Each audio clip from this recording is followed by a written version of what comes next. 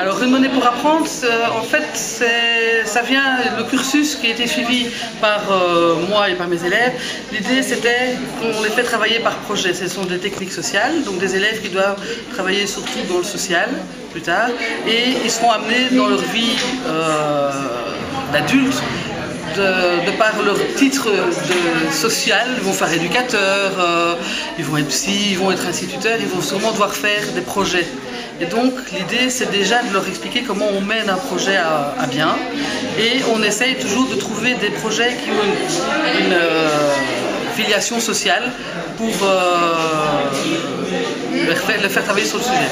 Et ici, ils avaient un cours de sciences économiques où ils avaient discuté déjà avec le professeur des multinationales, etc. et comment on pouvait contrer les systèmes. Et donc on a décidé, enfin eux, c'est pas moi, c'est eux qui ont décidé de faire un projet sur le sujet. Et comme moi je faisais partie du comité de citoyens finance éthique, on s'est rejoint sur le sujet des monnaies alternatives. Ça a été choisi donc par eux. Ils ont été d'abord participer à la conférence de Bernard Liétard pour leur faire comprendre c'était quoi les monnaies alternatives, parce qu'en fait au départ ils ne connaissaient rien sur les monnaies alternatives. Et puis certains d'entre eux ont choisi d'approfondir ça et sont investis dans les réunions de citoyens, les réunions participatives qui ont eu lieu avec les finances éthiques.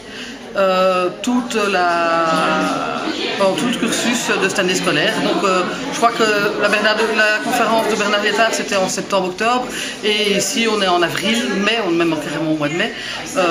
Ils se sont investis pendant tout le parcours depuis octobre jusqu'à mai. Ils ont participé aux réunions en soirée. Alors, bien sûr, il y a la carotte pour eux qui est qu'ils ont un travail de fin d'études à présenter et qu'ils seront cotés sur ce travail de fin d'études. Mais indépendamment de ça, il y en a qui se sont vraiment investis parce qu'ils y ont pris plaisir et qu'ils ont trouvé leur compte.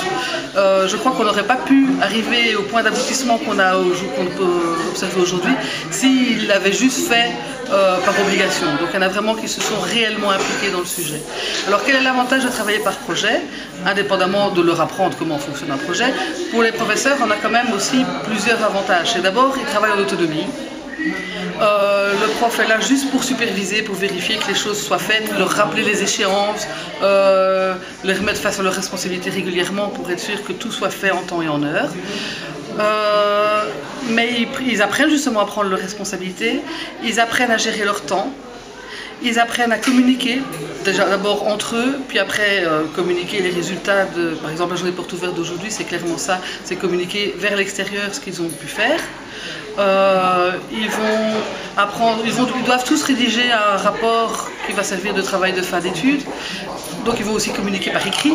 Ils vont devoir présenter le projet devant un jury, donc encore une nouvelle fois communiquer, et on rejoint les compétences qu'on demande actuellement dans l'enseignement, c'est qu'on axe plus l'enseignement sur des compétences, donc prendre part à la vie de citoyen, communiquer, savoir écrire, savoir lire, comprendre, s'impliquer, tout ce genre de compétences qu'on met à l'honneur et qui là sont vraiment rencontrées, et ça permet justement de faire un lien entre l'enseignement traditionnel ex cathedra en classe et la participation à ce système de compétences.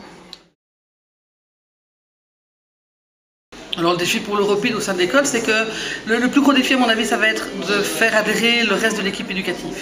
Donc il y a des professeurs qui ont travaillé avec moi et avec les élèves et qui sont évidemment convaincus, mais on n'est quand même pas très nombreux, surtout que le problème qu'on a eu, c'est qu'on a travaillé avec une seule section, les techniques sociales. Or cette école, il y a 1200 élèves, il y a 7 sections, maintenant il faut faire adhérer les autres sections, et en fait c'est assez hermétique de section à section, et donc la difficulté ça va être de faire passer le message aux autres sections et de les impliquer dans le projet, parce que bon, la monnaie ne fonctionnera que si elle est utilisée par l'ensemble de la communauté éducative, et si elle est utilisée réellement au sein de l'école, mais par tout le monde.